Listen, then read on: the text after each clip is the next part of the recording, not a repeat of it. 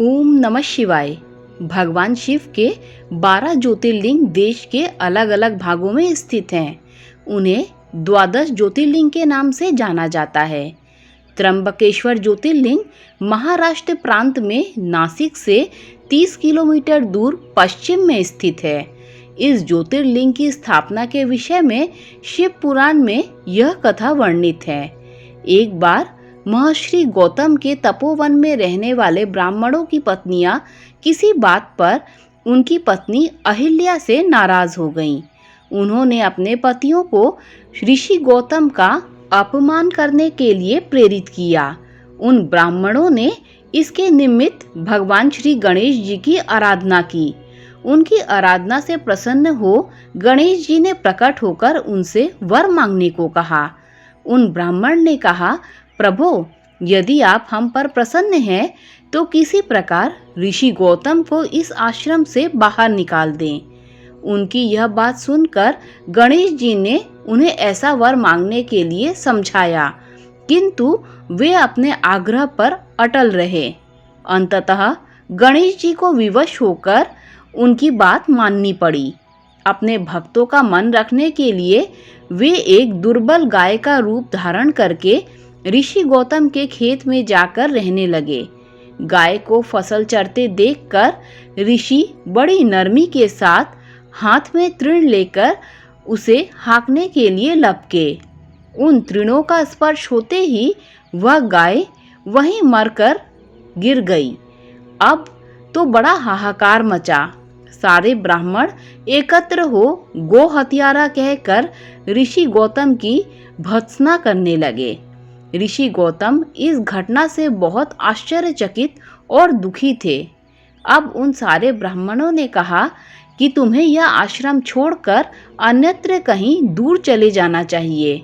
गौ हत्यारे के निकट रहने से हमें भी पाप लगेगा। विवश होकर ऋषि गौतम अपनी पत्नी अहिल्या के साथ वहां से 1 कोस दूर जाकर रहने लगे, किंतु उन ब्राह्मणों ने वहां भी उनका रहना दूभर कर दिया। वे कहने लगे, गौ हत्या के कारण तुम्हें अब वेद पाठ और यज्ञ आदि के कार्य करने का कोई अधिकार नहीं रह गया। अत्यंत अनुनय भाव से ऋषि गौतम ने उन ब्राह्मणों से प्रार्थना की कि आप लोग मेरे प्रायश्चित और उद्धार का कोई उपाय बताएं। तब उन्होंने कहा, गौतम, तुम अपने पाप को सर्वत्र सबको बताते हुए 3 बार पूरी पृथ्वी की परिक्रमा करो, फिर लौटकर यहाँ 1 महीने तक व्रत करो। इसके बाद ब्रह्मगिरी की 101 परिक्रमा करने के बाद तुम्हारी शुद्धि होगी और यहाँ गंगा जी को लाकर उनके जल से स्नान करके 1 करोड़ पार्थिव शिवलिंगों से शिव जी की आराधना करो। इसके बाद पुनः गंगा जी में स्नान करके इस ब्रह्मगिरी की 11 बार परिक्रमा करो। फिर 100 घड़ों के पवित्र जल से पार्थिव शिवलिंगों को स्नान कराने से तुम्हारा उद्धार होगा। ब्राह्मणों के कथनानुसार महर्षि गौतम वे सारे कार्य पूरे करके पत्नी के साथ पूर्णतः तल्लीन होकर भगवान शिव की आराधना करने लगे। इससे प्रसन्न होकर भगवान शिव ने प्रकट होकर उनसे वर मांगने को कहा। महर्षि गौतम ने उनसे कहा, भगवान, मैं यही चाहता हूँ कि आप मुझे गो हत्या के पाप से मुक्त कर दे। भगवान शिव ने कहा, गौतम, तुम सर्वथा निष्पाप हो। गौ हत्या का अपराध तुम पर छलपूर्वक लगाया गया था। छलपूर्वक ऐसा करवाने वाले तुम्हारे आश्रम के ब्राह्मणों को मैं दंड देना चाहता हूँ। इस पर महर्षि गौतम ने कहा कि प्रभु, उन्हीं के निमित्त से तो मुझे आपके दर्शन प्राप्त हुए।